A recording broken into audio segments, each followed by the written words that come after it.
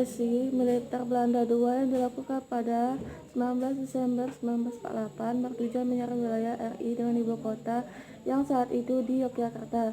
Sebagai akibat serangan tersebut, Presiden Soekarno diungsi ke Papat, Sumatera, dan Hatta ke Bangka.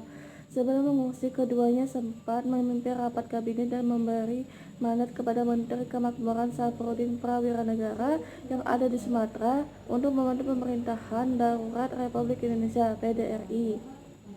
Mandat untuk Safrudin bertujuan untuk memastikan kekuasaan RI masih ada melalui PDRI di Bukit Tinggi. Belanda pun tertipu mengira dengan jatuhnya Yogyakarta maka Indonesia segera menyerah. Padahal pasukan berbagai daerah di Pulau Jawa masih bergerilya. Ada Jenderal Sudirman yang melakukan serangan ke pusat kekuasaan Belanda dan berperang saat sedang sakit.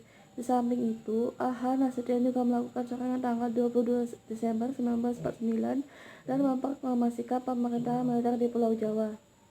Kronologi serangan umum 1 Maret 1949 dan akhir serbuan serangan umum 1 Maret 1949 dilakukan dengan penguasaan Yogyakarta selama 6 jam. Letnan Kolonel Soeharto saat itu memimpin serangan ini.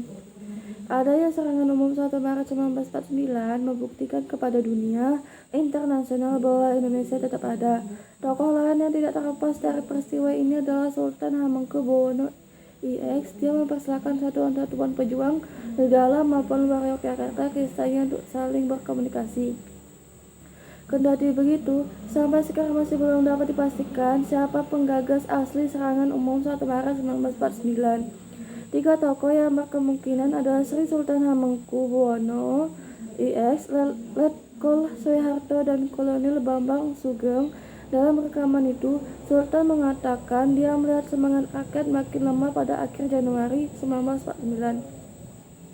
Sedangkan saat itu dia juga mendengar dari radio bahwa dengan Dewan Keamanan PBB pada awal Maret 1949 hendak membahas persengketaan Indonesia Belanda.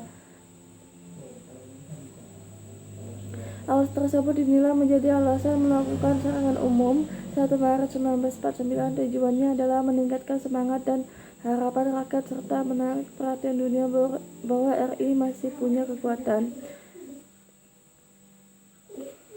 Serangan umum dilancarkan jam 6 pagi seiring bunyi sirine dalam waktu singkat memukul seluruh pasukan militer Belanda. Pada waktu inilah selama 6 jam Yogyakarta berhasil dikuasai tentara RI. Akhir serangan umum 1 Maret 1949 adalah tepat pukul 12 ketika pasukan RI mundur. Saat pasukan bantuan Belanda datang, tentara RI sudah tidak di tempat. Belanda kemudian hanya bisa menyerang daerah sepanjang pengunduran pasukan Republik.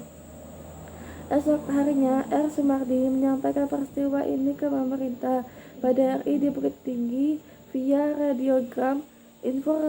Informasi tersebut kemudian disampaikan ke A.A. Maramis yang merupakan diplomat RI di New Delhi, India. Partai yang sama juga diberikan kepada L.N. Palar, diplomat RI di New York, Amerika Serikat. Serangan umum pun dilansir keluar negeri melalui pemancar radio yang ada di Wonosobo. Dampak serangan umum 1 Maret 1949 meski hanya 6 jam, dampak serbuan Indonesia cukup besar di antaranya. 1. Menunjukkan kepada dunia bahwa Indonesia tetap ada dan TNI masih mampu menyerang. 2. Mendukung diplomasi RI di forum PBB. 3. Mendorong perubahan sikap Amerika Serikat yang akhirnya balik menekan Belanda agar berunding dengan RI. 4. Menaikkan mental rakyat dan TNI yang bergerilya. 5. Mematahkan mental dan semangat Belanda. Itulah latar belakang peristiwa serangan umum 1 Maret 1949 sekaligus dampak dan akhir serbuan peristiwa tersebut berakhir.